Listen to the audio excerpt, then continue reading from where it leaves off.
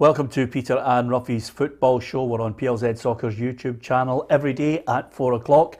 If you love your football, you love your team, then hit our subscribe button and you could join us Monday to Friday. We'd love to have you on board with your opinion as well. If you download the PLZ Soccer app, then you can push the submission button and record yourself and what you think of your team. We will offer opinion and we'll have a wee bit of chat about all the burning issues in football, as well as, of course, European football, which takes place over the course of the evening. And we'll look back at last night's win for Celtic against AZ Alkmaar in the company of Hugh McDonald and Alan Ruff on this Thursday. Great to have you along. Well, first and foremost, we start with a little bit of sad news. Again, you know, so many footballers are suffering nowadays. The greats, the legends from the 60s, 70s, 80s and 90s.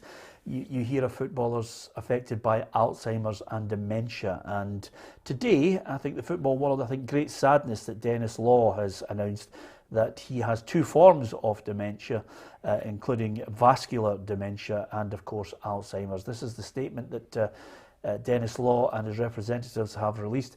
I'm at the point where I feel I want to be open about my condition. It is an incredibly challenging and problematic disease, and I've witnessed many friends go through this. You get angry, frustrated, confused, and then worried. Worried for your family, as they will be the ones dealing with it. However, the time has come to tackle this head on. I know the road ahead will be hard, demanding, painful, and ever-changing, and so ask for understanding and patience, as this will not be an easy journey, especially for the people who love you the most. And that statement is heartbreaking, Ruffy. Yeah, we're hearing too much of it, you know, and that's the problem. You know, it seems to be a disease that has grown arms and legs, and unfortunately a lot of people are catching it. And Denis Law is a legend, you know, as most of the other guys that we talk about as well. And he's been very open, doing a lot of charity stuff and everything, trying to keep going. So he's right, it's the family that have to deal with it. We saw the Jackie Charlton documentary, it was heartbreaking as well. So I think you just have to think of the family, and obviously him himself, but it's a horrible, horrible thing. Yeah, I mean, to get one disease is bad enough. Two forms of it for Denis is going to be a tough road ahead, as he mentioned there, for his family. I wonder, Hugh, I know Jeff Assel's family were looking at the link, you know, and Scottish footballers, English footballers, right across the globe, all looking for this link to Alzheimer's, dementia, heading the ball. I wonder, you know, when you get to a situation where you're 81, you know, is it just one of those diseases that because we're living longer, or is there a greater percentage of footballers getting it because of what they were involved in? That's the difficulty that we're all asking. Well, Dr. Willie Stewart, who's who's led this research at University of Glasgow and its premises in the Queen Elizabeth Hospital, he's been at the forefront of this because he's been funded by the PFA in England, who, you know, belatedly came to the table on this, or the FA, I should say, who belatedly came to the table on this.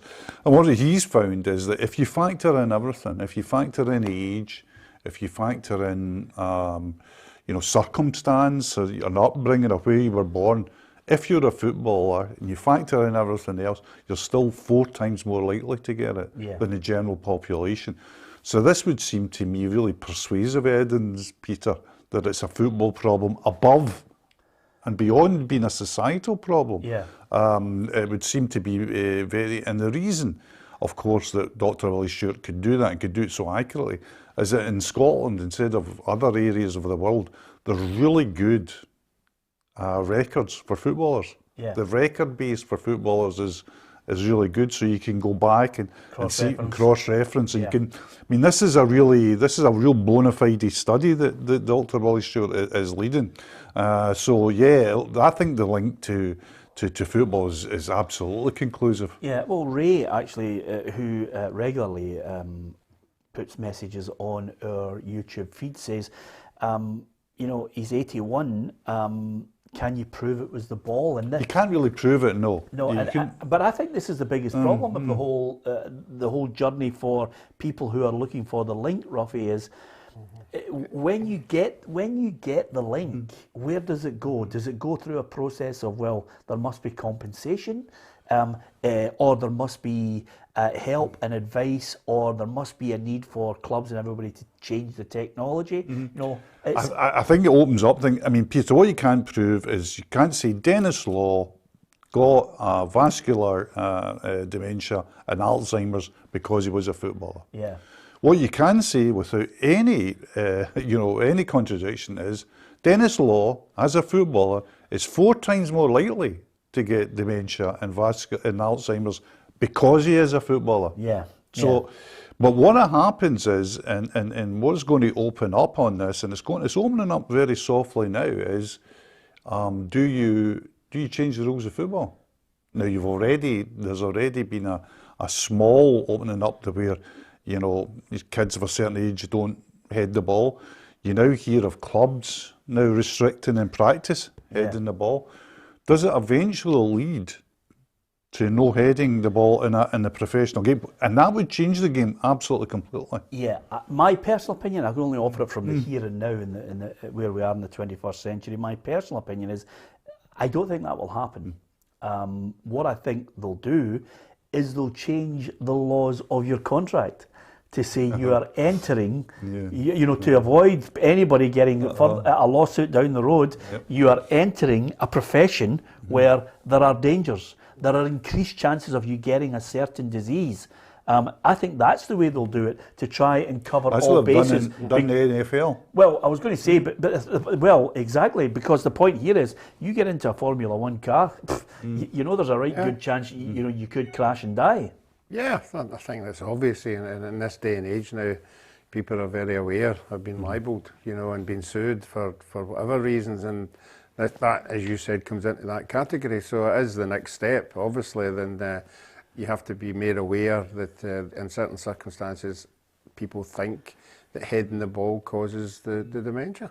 The one positive thing, and this is the benefit of people, and I include Hugh and Ruffy, and to the extent myself at the tail end of it, when I watched him, I didn't see him at his absolute, top of his game, Dennis Law. But I saw him towards the end, 72, 73, 74, Hampden, Czechoslovakia. That was the end. All these, this is the end. I think it was more sentiment than anything. Scotland wanted to get him to a World Cup because, boy, did he deserve it. For, in fact, he's still, Ruffy, the only unless somebody's going to correct me, I think Dalglish maybe finished 3rd in the Ballon d'Or, but he's the only Scottish player ever to win the Ballon d'Or. Yeah, was he one of was he one of the first ones to go abroad? Or was it Charles? Was it Charles went abroad. Jimmy Greaves went across as well. Eddie Fermani went across, but yeah, he was one of the first wave that went across. Joe Baker, of course. Yeah, but he was one of the first wave. Went to Torino. He was bona fide superstar, Dennis Law. People of my age, I'd be 65, I'd be 10. People of my age just Law was beyond football. He was just like that terrible phrase, an icon, but he was beyond that. He was just a superstar. Everybody wanted to be Dennis Law. Everybody held their, and when you look back on it, what a player. I mean, he was very, that phrase, shell-pit, he was very, very thin and not much of him, and he wasn't tall, Dennis. Is there a player today that you could liken him to? Is it a Lewandowski? Is it a... Yeah, it would be it's certainly Lewandowski's class as a goal scorer, but he could also create. So you would say Lewandowski's not a great creator, but Harry Kane, you would say he could drop back and play that number 10 role. But he would just be. I mean, we were talking just before the show, Peter, about Hugh McIlvanney there, that tremendous interview that you did with Hugh. And Hugh McIlvanney always had a kind of litmus test for a great player. He always said, the litmus test, would he get in the Brazil team in 1970? It's such a high bar. Isn't it? But if you were talking about, if you're talking about World Cup, that's what he would shout back at you, would he get in the Brazil team in 1970? Yeah. And he said, without doubt, and he saw Dennis and said, Dennis would have got in the Brazil team in 1970. So that's pretty a high bar, as you say. Yeah, absolutely. Listen, thanks to so many people who have offered their thoughts on Dennis Law. Great memories, and some people just wishing him the very best. It's a journey which people out with football, families up and down the country, have had to deal with. It is a terrible disease, and I think demoralising for lots of people who have to deal with it as well as a person like Dennis who knows this journey ahead, and psychologically it's heartbreaking to say the least. But listen, we wish him well. I've had the good fortune, in fact, well, Ruffy, I would say to you, when you talk about icons, legends and things like that, sometimes in this job some people say, do you want to be a footballer? And I'd say, well, I love playing football, as you know, and I've played with so many great players, but I've also had the chance to interview so many great people along the way. And I also interviewed Dennis on the stage when he was inducted into the Scottish Football Hall of Fame, and it was just a great night. He was absolutely so proud of the fact that he was being inducted in. He was like in tears on the stage. It was a wonderful moment I'll never forget. Yeah, well, most of the guys from that era are like that. Playing for Scotland meant everything to them. Obviously, their own club level, but playing for Scotland meant everything. You could feel the passion in that, particularly that time, with Jim Baxter and the likes, and Jim McCalliog. They all just loved playing together, and they loved the game, and obviously loved winning as well. But if you can get an only excuse as a caricature, that's you made it for me. Well, absolutely. If you make that, I think Dennis took it good for him, by the way. Dennis loved it. He loved it, but Jonathan Watson, I think, was paying homage to the fact that he was a legend, an icon, as you said, and I don't think we can underestimate how good a player he was. And I think, it's great that, he's still with us.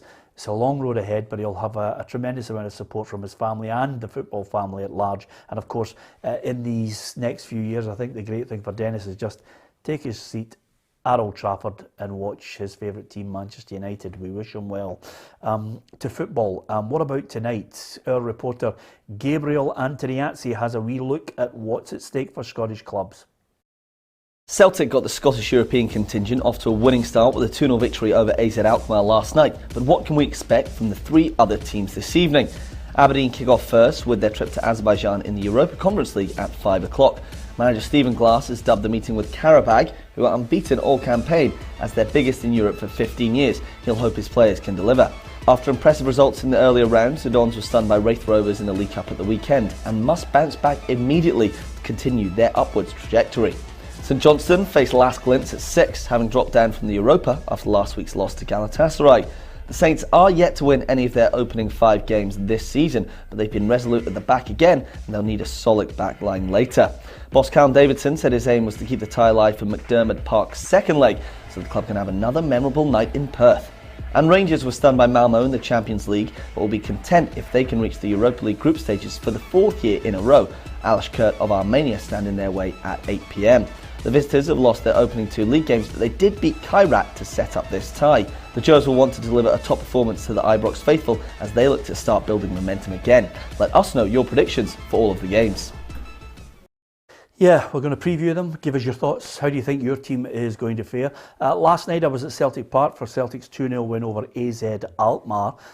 Again, it's game by game, one impressive performance after another from Ange Postecoglou's side. Yeah, I think he's got that, that knack as well of, good coaches make good players better, and he seems to have had an immediate impact in that. I mean, Ralston and Rogic, who were, if not for the off, were certainly sitting in the departure lounge for quite some time, now seem to be, looked upon as integral parts of the club going forward. The Furuhashi up front just looks, just looks stunning, Peter. And he's been true to his aims, as Angie says, that he'll produce exciting football. Don't expect him to produce clean sheets. And although they got one last night, watching the game, it could have been 4-2, it could have been 5-1, it could have been, in a worst case scenario, it could have been 2 each, Celtic could have just killed the tie at the end as well, made it 3-0. But it's just a terrific spectacle, Peter. You know, he really has immediately put his stamp on this team. Yeah, Ruffy, the only thing that, if I'm being honest, watching last night is this, they continue this passing the ball across the back, and he has mentioned that Starfelt, that's the reason he bought him, that he would be a calming influence at the back. But I have to tell you, the words bomb scare come into mind, because every time he's on it, blind panic you can sense in the stand. I mean, it was really funny last night. Every time we get the ball, and you could hear the Celtic fans going. Yeah, I think that's just the player he is. He's just a relaxed player. You know, he doesn't seem to panic, but everybody watching him is panicking because of the mistakes that he's made. Maybe he just needs time to settle in. You know, that might be the case, and maybe it's getting to know everybody around about him. But he certainly needs to improve. As you said, the scoreline was excellent, but I'm a wee bit anxious. You know, I think there's far too many chances created by that team. You know, to tell me that they're going to be a handful away from home. That's just their second game, competitive game. Yeah. And they created as many chances as Celtic. If Celtic had taken, if it had been 3-0, I would be sitting here as confident as anything. But the way Celtic leak goals, I think is going to be a nervous 90 minutes. Yeah, but it's funny saying that. You, especially as a keeper, I don't know if you sense this, but every time Joe Hart makes a top drawer save, the place is almost paying homage to him. I'm waiting on them going down like this and saying thank you for coming to this club. It's as if they've never had a good goalkeeper in 300 years. It's mental, but he had two big saves. Yeah, and one with his feet, which that was in this one day of them. and age, you know, you just take any save at all now. Yeah. That's it. A wee bit of good fortune with coming off the post and rolling along, you know. No, but you carry your luck in these games, but they're not stupid enough to think this is done and dusted. They've seen the quality of this side, and they've seen the chances they created and the chances they missed. Celtic just need to go there and score a goal for me. I can't see Celtic losing 4 goals. You know, so I think it's really important. You know, it's really important. It's really important to get a goal. Yeah. Well, listen, there are other positives which I think deserve a mention. You know, when you get to a situation where you suddenly are close to signing a right back, everybody automatically thinks Anthony Ralston is for the job, and for. I don't know, but footballers have got a special mentality. He has come in and he is fighting for every game that he gets, and boy, he's not letting anybody down. No, he's turned it around. I mean, this is the thing about coaches and about settings. The thing about football actually is how quick things change and how players can adapt to a coach's ideas better than maybe the previous coaching ideas and setup, and how a player as well gets galvanised, by the thought of this my career's on the line here, because let's face it, if Tony Ralston left, he's not leaving to a club bigger than Celtic, so he knows that to improve his career or even maintain his career, he's got to play where he's playing at the moment, and that concentrates the mind wonderfully, Peter. But in contrast, and no harm to Greg Taylor, he had a rough night last night because the fans were on his case. But you look at the two boys, and they are battling for their futures, I think. Ralston, everything, he had one mental pass that the fans were absolutely thinking, oh no. But apart from that, I mean, listen, we're talking about Juranovic is about to come in from Legia Warsaw. I did listen to him last night when he was talking to us after the game. Ange Postecoglou says Juranovic is coming in. He's not necessarily, and he's not a replacement for Anthony Ralston. Basically, this is a squad game. We just got to be really careful. It's not about. I'm not looking to bring players in to replace the ones we got. I'm looking to bring players in who are going to complement what we've got, so we can keep building a strong squad, which we're going to need if we want to be successful. That's especially playing the football we do. So, it's the position. I've said right back is a priority position because at the moment, knock on wood, Anthony's the only one we've got, and he's doing unbelievably well, and he needs support. Yeah, he's been absolutely fantastic. It's tough in these trackside press conferences. You've got to try and hold your mic up and get the PLZ logo in now. We're battling with everybody. It's like a Three Musketeers when you're pelting them out the road, Ruffy, to try and get your mic in. It's absolutely mental. But over and above that, there's talk of Georgios Giacomakis coming in centre forward as well. So Celtic are actually now reacting to the manager's requests.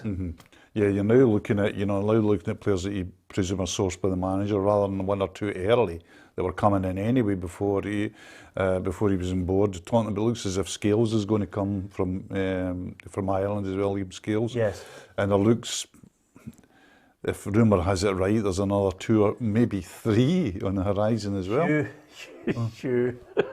Calm your jets. If there's 2 or 3 over and above the 2 we've just mentioned, there will be pigs flying across the studio. All depends who goes up here. Yeah. Well, if they do, I reckon. Brighton are closing in on a striker, which kind of everybody's thinking rules out Edouard. If Edouard stays, I'd be surprised if there was much more than the ones that are mentioned that we mentioned. But if Edouard goes, they definitely need another centre forward. It's as simple as that. They just do. Yeah. I think they need a goal in the return leg, Ruffy. Yeah, I'm with you. I'm with you. I think they're more than capable of scoring a couple. I'm still not. Listen, Welsh, Ralston, Taylor, we've been very complimentary to them. Starfelt for me has got a bit to go. They need defenders, and that is the one area of Celtic that's weak. I think we all think the back four is weak, but I think if you look at the good teams, there's always a protection in front of them. You know, they had a Scott Brown in there who would sort of defend the area. I don't think they've got anybody of that quality yet to defend the back four. That's why I think teams are getting at them. Yeah. You know, I think everybody's going. I think everybody's too keen and everybody's getting forward. And it's really exciting to watch. It's fantastic to watch. But good teams pick you off. You know, if you lose possession of the ball, they're away. You're chasing yourself back there. Well, it's funny you say that because I did ask him last night what was the strategy, caution or indeed do they need another goal? They're a good side, and I think if you start thinking about protection, you're actually playing into their hands. They have a bit of an advantage. If we go there trying to protect what we've got, what that means is you're going to give them more of the ball, you're going to give them more opportunities to threaten you. You know, our job is to go there and do what we try to do here is, you know, deny them the ball, try and put them on the back foot, try and be aggressive in our approach so that, you know, the moments they have are fewer than if we just sort of sat back and gave them as many opportunities as they wanted to get back in the tie. Well, as far as that return leg is concerned, I think from my own point of view, Hugh, I think I've got a bit of... I'm optimistic about it. I'll tell you why. Because right now, and I don't want to put the kiss of death on him, but he has, in Kyogo Furuhashi, the closest thing I've seen... No, don't even say it. Are you thinking it? No. You're going to say it? I'm going to say it, right? I'm not going to say he's going to be as good as 2-4-2-3-1-5, right? And only, there's a few out there who'll know what I'm talking about. I'm not going to say he's going to score that amount of goals in that amount of games. But what I'm saying to you is, he does move like Henrik Larsson, and I'll tell you why. He plays off the last shoulder. I love watching him, and this is why I think Celtic need a creative midfielder, is because he makes runs on the shoulder of the centre half, and he's looking for the threaded pass. Now, I think Ange Postecoglou thinks Rogic is the man to do that. I'm not so sure. But I'll tell you one thing, I'm watching this boy, and all I do, I'm sitting in the press box, and I'm thinking, there's run number one, there's another one, and he checks back out because he realises they haven't seen it. And he is unbelievable. And Rogic's ball in is now a situation where you're saying to yourself, he's going to get on the end. See, in the 6-yard area, I mean, his goal was unbelievable. Only he in that part could have scored that goal because he knew right away, Rogic is on the left, I'm going in where the ball is. And that's what I always say to Ruffy. John Robertson at Hearts said to me, I'm a striker. What do I want to be out 20 yards out of goal? Gerd Müller, 6-yard box. Kyogo, 6-yard box. That's when the number 10 role becomes hugely important. Rogic can do it. He's proved it all through his career. The problem with Rogic, who I'm a great admirer of as the technical player, is can he do it 90 minutes, week in, week out, and I don't think he can. So whether you've got Tom Rogic in the team, fantastic, but you're going to have to use somebody else as a number 10. You're going to have to say, you know, Would Turnbull, has Turnbull got the technique to do that and the maturity to do that? I don't know. Christie, I think, has been really underrated as a technical player. Everybody's talking about him box to box. I think Christie's a great passer ball. Can Callum McGregor move forward into that role? I don't know. Or do you get somebody in? Yeah. And if you're getting somebody in, though, number 10s are almost as dear as number 9s. Yeah, absolutely. Well, listen, it's a great result. And of course, if you're a Celtic fan out there and you think second leg, are you going to go through? Give us your thoughts on it. Rangers against Alashkert, an Armenian side, Ruffy, that not too many people will know. I mean, I don't know if any of you are fanatics of Armenian football. Never miss a game. Well, exactly. But is it a stream? Quite. But Ruffy, this is a game where I think Rangers, on the evidence of what we witnessed before, Steven Gerrard has said on countless occasions, and we've witnessed them producing good performances, Europa League. And this is a winnable game, and I think Rangers over the two legs. I fancy them to get into the group stages. This is more than a winnable game. I don't know much about this team, but I'm looking at the result in their last leg, where they drew one each. Yeah. Well, they've had one win in 5. The Nomads. Yeah. For Conan Keys at Conan Key Nomads, one each, beat them in pit. That says it all for me. They might have a wee bit of quality, but they've not got any standard that they're going to beat Rangers at home particularly. I expect Rangers to win 3-0 tonight, quite easy. I'll tell you, they would love to actually. I think Steven Gerrard would love to get to a situation where they're bag 3 or 4, because the return leg is 3 days before the Old Firm game. Yep, they don't want to fly the first team out there. Yeah. It's as simple as that. They don't want to fly the first team and come back and then face Celtic on in the weekend. You just don't want to do that. If you look at Alashkert, they've won 1 in the last 7. They've got if you look at their squad, they've got the usual, ragtag mix of, local players, a couple of Portuguese boys, undistinguished Brazilians, that kind of thing. They'll be happy to hear that over there when they're watching us. But I mean, what they're looking for tonight, I would imagine, is a backs to the wall thing. I mean, and just see what they can get. But Rangers, this is a different level from, I expected them to beat Malmo over 2 legs. I really did. Yeah. And people might say that they actually should have. I think that what happened at half time and beyond, the last 45 minutes of that time were an absolute shambles for Rangers. But that's past. This tie is more than minimal for a team of Rangers pedigree. Yeah, here's what Steven Gerrard had to say, because obviously he's got to select certain players. Calvin Bassey suddenly has given him, a headache. He's in a fantastic place and his confidence is high.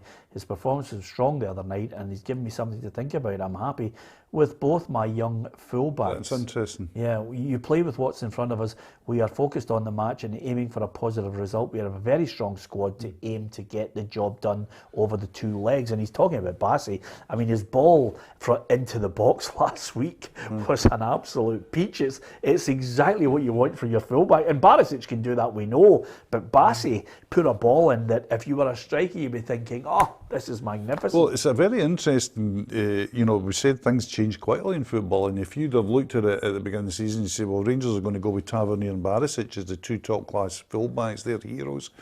And already, he's talking about both these young fullbacks. He's talking about Patterson as well on the right-hand side, Peter. Yeah. So he's got a decision tonight. Does he go with Patterson and Balogun again and leave Barisic and Tavernier as captain on the bench? It's interesting times. Yeah, absolutely. I mean, there's all talk, Ruffy, about Rangers obviously maybe offload one player because they've lost such a huge kitty that would have been available in the Champions League.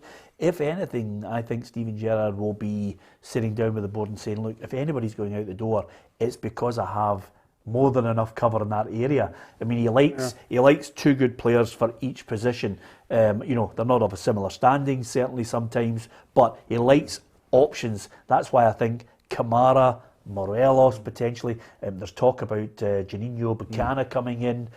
So if he gets him in, then he's more than likely to say, okay, I can let Kamara go.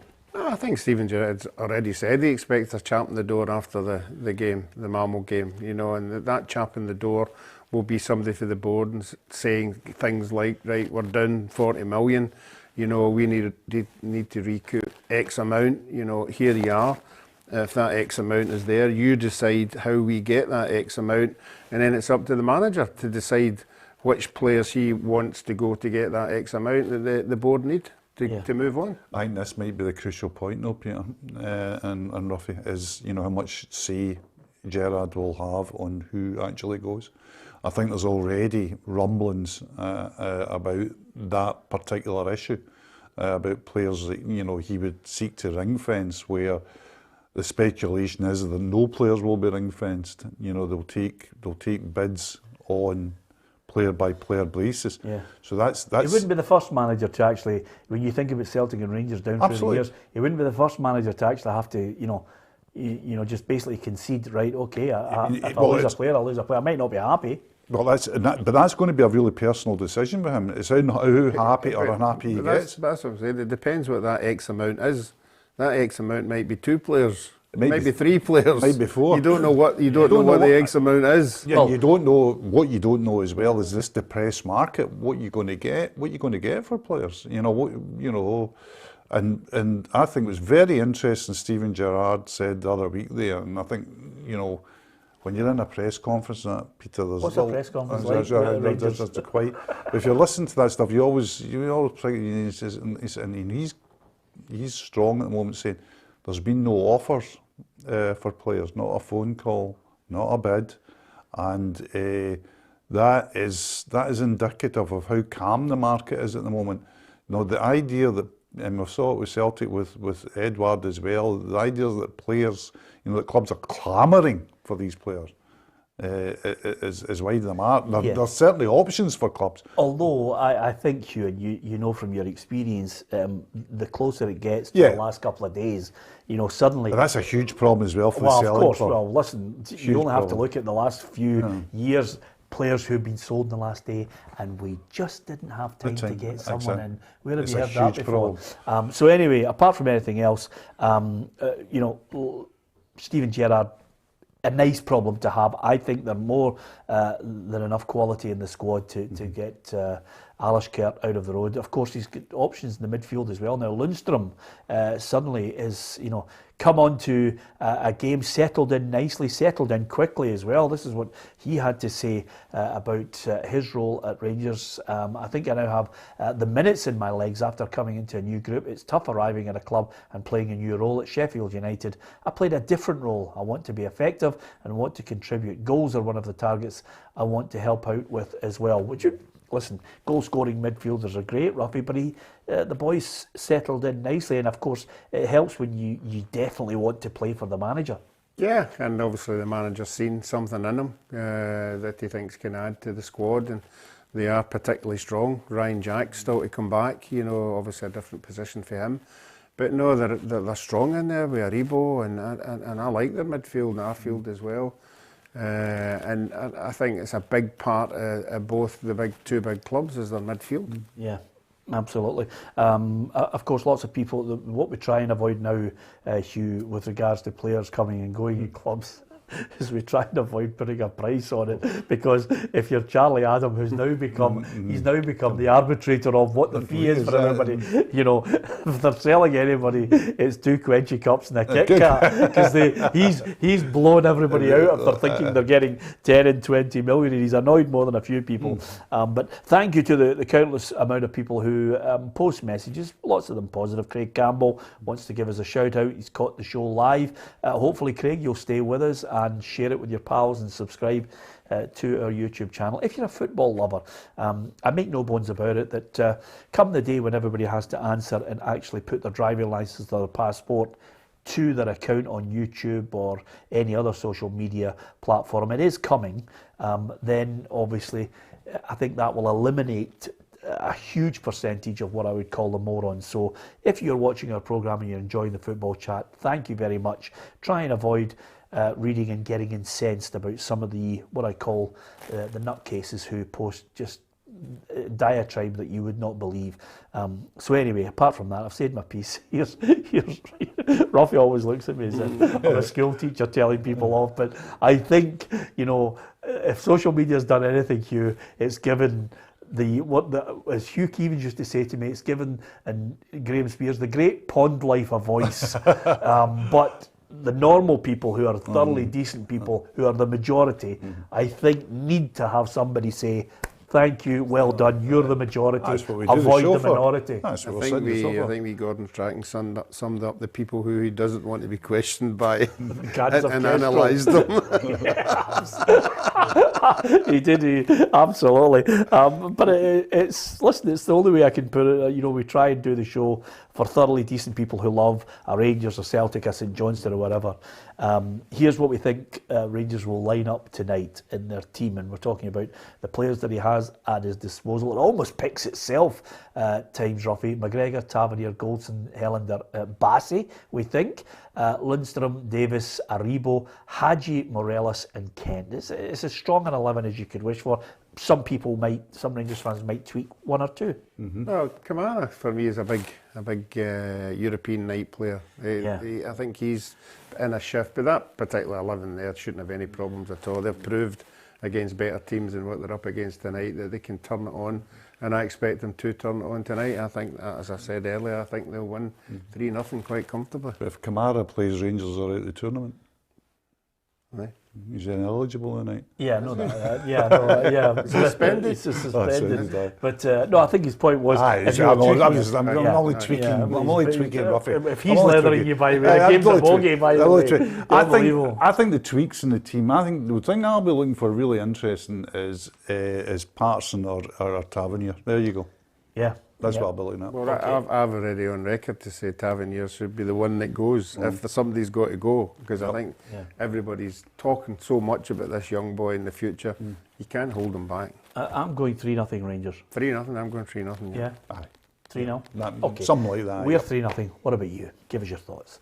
Also, if you want to give us your thoughts, on a regular basis, and you want to be kept up to date with all the news, it's our app, the PLZ Soccer app. You just go on there, it comes up with all the latest breaking news, and of course you can hit submissions, and on the submission on there you can record what you want to say. If you use it, we'll send you out something nice, and you can also send a message, and it drops in quickly as well, and there's all the latest breaking news on Scottish, English, European and world football. So hopefully you download the PLZ Soccer app, but more importantly on this programme, subscribe to our YouTube channel. Sometimes you will get, opinion, a bit of fun. Sometimes you get swearing. I mean, I don't know about you, Hugh, but we've had a bad patch in the show where if I'm chastising people who are behaving moronically, suddenly we've got two people who clearly think swearing is acceptable on the show now.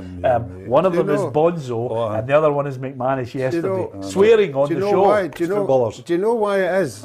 Because we've all been stuck in the house just for ourselves. Oh yeah. And now we're all together. We're it's just like four guys just sitting having a chat in the pub. Yeah. And when you're sitting having a chat in the pub, sometimes you do let a wee one go. Yeah. And that's what happens here. Just very word. You have, I mean, because we're so relaxed now, because we're all sitting together.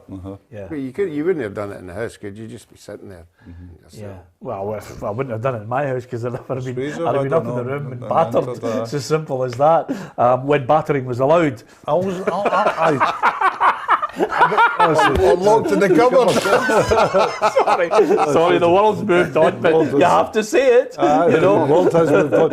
It's interesting. I'm always amazed by, we'll not name names, by certain footballers who I know very well and love and are great company, but who are, so to say, pretty indiscriminate with language. And then they go on radio and they manage to keep it. Oh, absolutely. I always think it's like a ticking time bomb, with certain, but there we go. Yeah, absolutely. It was funny yesterday. I mean, Tam just said it, and it's. I have a friend who's like that. He's a subconscious swearer, but he just goes on, and it's thrown in there as if it's part of. Listen, I'm not going to determine whether it's good or bad, but he's brilliant. McManus is gone. There's some people just let it go, even when they're playing tennis. I mean, the language is unbelievable. There's some language that you would. No, I don't believe that. Well, to be fair, Hugh, my main problem nowadays is going to the other court to pick up my tennis racket that I've thrown away. I don't know about you, Hugh. You see, when you played football, I mean, he does that as well. When you played football, the players that I liked in the middle of the park are. I loved Souness. Right. When Souness was at Liverpool, I thought, this is magnificent. You give it a wee bit, could give out the old, there's the classic cricket, give out a bit of sledging as well, noise people up. But I love the craft. Players who could play but were absolutely brilliant at picking passes and whatever. But I don't know about you, but the automatic thing I thought when I was playing football is, I'm playing against a midfielder. Let's see if I can annoy him.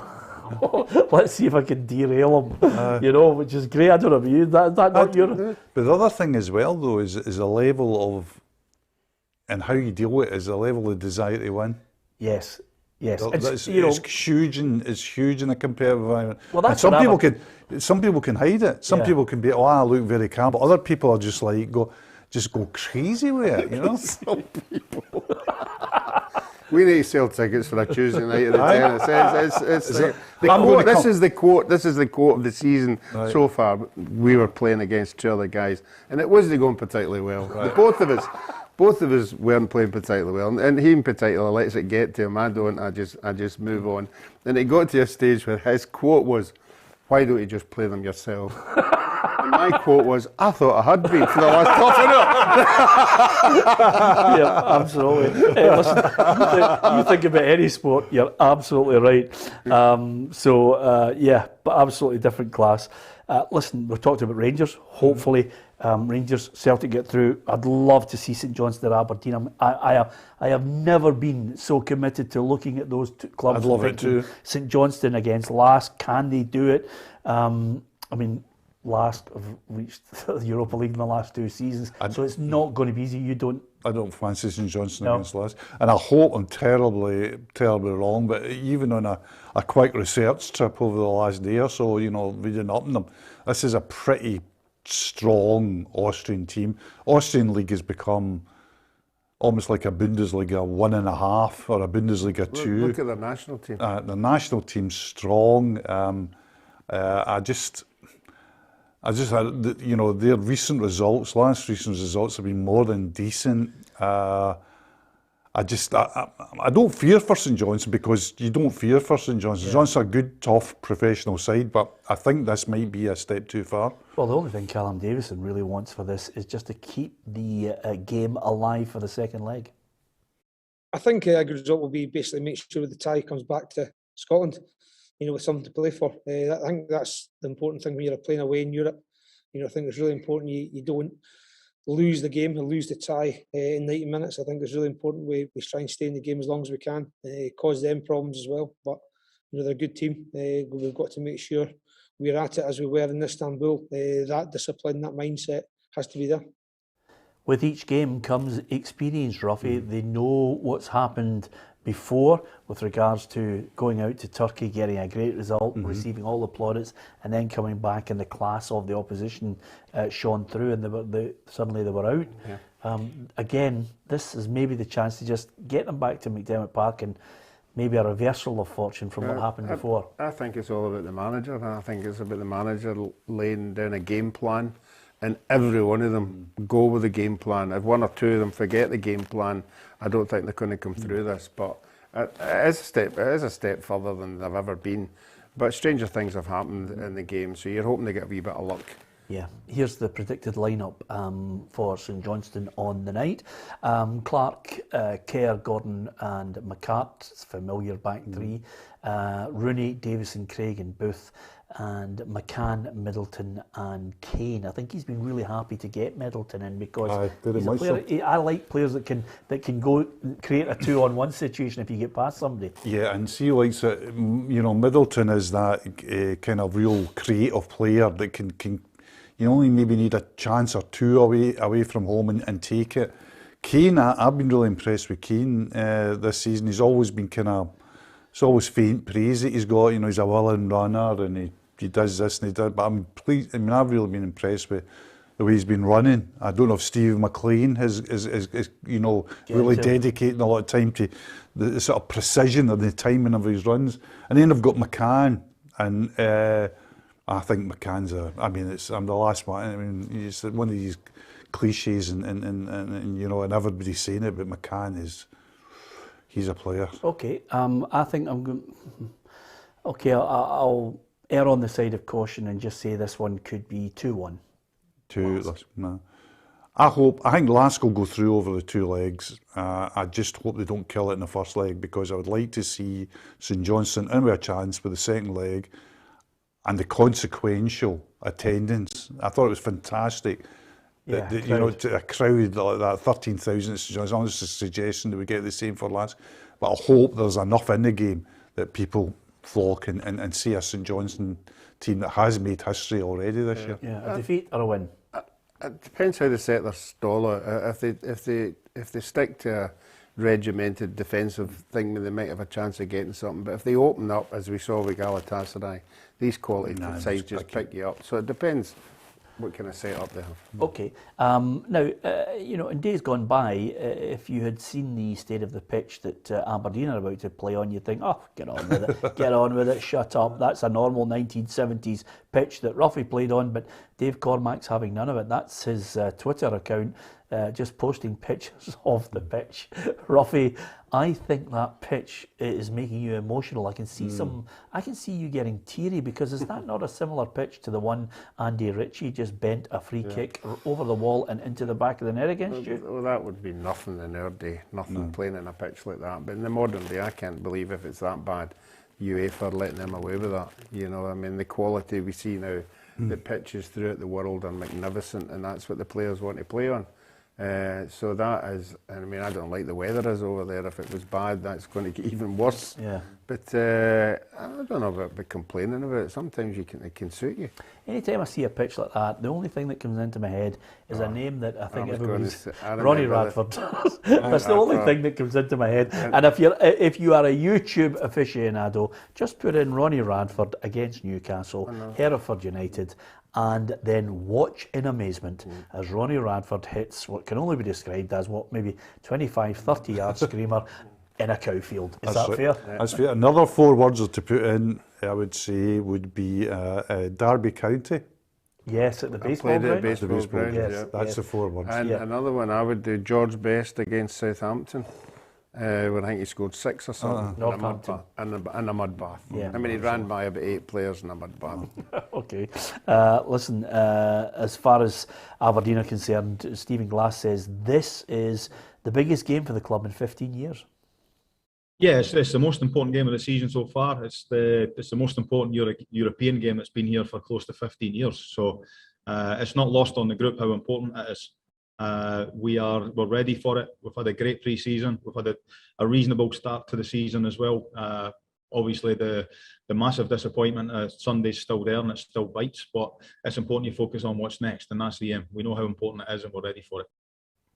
Okay, here's a look at the potential lineup for Aberdeen on this. In fact, I think this is the definitive. It just came through because this one is an early kick-off. Lewis, McCrory, Gallagher and Considine, Ramsey, Brown, Ferguson, McKenzie, Jet, Ojo and Ramirez, and that's about 10 minutes away from kicking off, so hopefully Aberdeen, by the time you're watching this, if you're watching it live, great. If you're watching it a little later on at night at your own leisure, then this game will have been well and truly done and dusted. I hope Aberdeen can produce something. I really hope Aberdeen can produce something, because this is a game which is difficult. Qarabag have got pedigree in Europe at this level, at this time of the year. Difficult opponents at this time of the year. There's a bit of money behind the club, so they'll be decent. I think Aberdeen have, they've come in this season in a huge wave of optimism, completely kind of dented. It's just slowly but surely been battered a bit. So they really need to take it forward again, keep the fans on side, keep the club going forward. I mean, I think, great to watch, that front line, particularly, Ramirez has already proved to be a special player for them. So I really hope Aberdeen can prevail over this is winnable. Yeah. I don't even think Aberdeen are favourites for it, Peter, but I think it's winnable. Okay, I'm going to go Qarabag 2-1. I would take that now, yeah. I'll settle for one each. Okay. Graham Hay says third in the league and Europa qualifiers is the glass ceiling for Aberdeen. Listen, it's good to get lots of people's angle on this. We'd like to read out more than a few of your messages on it. Just before we finish, we've looked at all the Scottish clubs involved in European competition. We'll discuss the aftermath of the three teams from tonight on tomorrow's programme at 4 o'clock, if you can join us. A couple of things, Robbie, I want to get your thoughts on. And Hugh, the SFA compliance officer now has the power to overrule referees over red cards. Here's an interesting one. Good thing or bad thing? Good thing. Good thing. I think we saw a lot of decisions on the part. We've all been shaking our head, and we had all these complaints for the clubs and everything. I'm hoping it makes it a lot easier. We just want it to be a lot easier. Yeah. Good thing? Good thing if it gets rid of obvious injustices, but a very dangerous thing because it's another step of taking refereeing away from the field and into the board, into an office. Yeah. Do you think now, because the Premier League in England, it seems to be in the early stages now, because they've taken a leaf out of what happened at Euro 2020, they're starting to really embrace VAR because the referees are getting used to it. They're getting a situation where the people who are watching and observing as officials in the VAR studios are now, you know, less likely to start saying, okay, if there's a fingernail offside, we're going to give the striker the benefit of the doubt. I think there's a change in the attitude there. Do you not think that will accelerate the need for us to get it? It will accelerate the need for us to get it, but the big difficult for us to get it is the cost, Peter, and I don't see clubs paying for it. Okay, Ruffy, Hearts about to become the largest fan-owned club in Scotland with the takeover on August 30th. Hearts, for me, deserve tremendous credit. Their fans have backed them to the hilt. If you talk about a club that have really got behind it all, it helps if you get a millionaire who, you know, weighs in with a few quid every now and then. No, but I think the bottom line is Anne Budge has done everything she said she's going to do. You know, she's going to put money into the club. She's going to get the supporters playing a bigger part in the club. I think there are 2 supporters now on the board. She's still there as well, and the present board are still there. So I keep trying to get my head around how much say supporters are going to have. But the Hearts supporters have been magnificent. Yeah, an old Accies boys going back to New Douglas Park. Stuart Taylor left Ross County. He'll become the manager of Hamilton. Yep, interesting choice as well. He's got a big job there because, you know, the first thing they do when clubs get relegated is how quickly they can get back up. But for some clubs, it proves to be a real plummeting stone. You know, you only have to look down the lower divisions and see clubs that you and I, Peter, would look upon and Ruffy would look upon as real stalwarts of the Scottish game. The Falkirks, the Mortons, Queen of the South in my day, that, you know, that are in that kind of almost purgatory, shall we say, of the lower leagues. Yep. So he's got a big job to do. A great line there from Stuart Ramsey, who says, good luck to all the Scottish clubs taking part in European competition tonight. What a positive man Stuart is in a very negative. I just thought I'd read that out. Every now and then a really nice one comes up and I think I'll read that out to make us feel happy, Ruffy. Is that fair? Yeah, that's good enough for me, yeah. Yeah, okay. As far as down south is concerned, the red hot topic that everybody keeps talking about is interesting from a point of view of how much Manchester City are willing to pay. But Harry Kane, Nuno Espirito Santo, says he's got to be in the right mental state to play for Tottenham. So he hasn't decided if he's going to be involved, Harry Kane, in the Wolves game. I cannot answer this. What I can tell you is that he's better. He's better. He's getting his fitness better and better each day. Like you said, he worked today, he's going to work tomorrow, and he's going to join the group on Friday. And Saturday we'll make the decision who's going to be involved in the next game. Yeah, okay. I think we all know that's what I call. This is every time I hear a manager give out these lines that we all know what the underlying story is. It's like I used to say, Gordon Strachan used to paint lovely pictures of a game that I thought, I'm not at the same game as you. And managers, not just Gordon, but you know, right down the line, and everybody knows that Harry Kane doesn't even want to play for Tottenham right now. He doesn't want to have to put on the jersey one more time. He wants the deal done and he wants over to Man City. Exactly, and he goes out against Wolves at the weekend out of the goodness of his heart, or according to his contract, and then come on. Yeah. I mean, you're talking about talking about tens of millions. No, I'm not talking about transfer fee either. Yeah. So he's going to get he's hit for a 4-year deal. I mean, it's a hugely interesting one in the business of football, you know, in the way that you're reading about it now, Peter.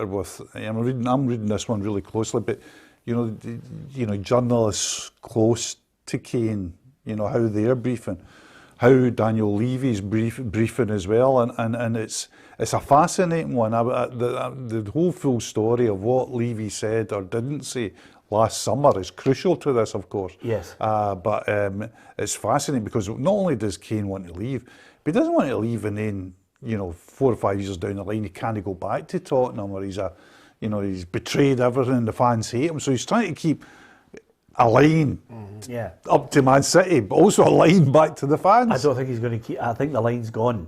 You think so? so? Spurs fans off. I think they've gone with it. They know he's going, Ruffy. And this charade that's going on at the moment, he's not in the right mental state. He's still got to try and integrate himself back into the squad. What a load of nonsense. Mental state. He's going to go for 100 million and he's going to have 100 million. That's a bad state to be in, that. Yeah. You can't handle that scenario. Would you talk to us again, Ruffy, if you got that deal? Barely talks to us now. Yeah. Let's be honest. If I bump into you. Yeah, that summed it up perfectly, didn't it? Anyway, apart from anything else, I hope you enjoy your football. I hope you've enjoyed our chat. Good luck to all the Scottish clubs. We are hoping tomorrow, when we are on the air at 4 o'clock, that we are talking about a successful night for Aberdeen, St Johnstone and Rangers. All 3 clubs with a positive result, ready to battle it out for the second leg. And wouldn't it be great if we could get over and above Celtic and Rangers, as the history has shown? Maybe other clubs involved in group stages of European football would be absolutely magnificent. Hit the subscribe button, tell your friends, share the stream, and of course we are exclusively on YouTube now as PLZ Soccer's YouTube channel. We have at Facebook our news channel, PLZ Soccer, where we're keeping you right up to date with everything. And if you want all the latest breaking news, don't forget to download the app as well. Great to have your company. Competition, I promise you, tomorrow. We've been promising it all week, but we will undoubtedly get round to it. Thanks to all the people who've posted messages. We try and read out as many of the sensible ones as we possibly can, and we do like to read out some of the ones that are absolutely battering the life out of us too, because that's the nature of football. We love to go to a pub every now and then. Hugh and myself especially love going to a pub and listening to Ruffy swear with Tam McManus. It's such a great thing. It's a great education. And then he comes in here and you think he was Terry Thomas in an old Ealing movie. Anyway, if you don't know who Terry Thomas is, look him up. Thanks to Hugh. Thanks to Alan Ruffin. From myself, Peter Martin. Join us tomorrow. YouTube, PLZ Soccer's YouTube channel. It starts at 4 o'clock.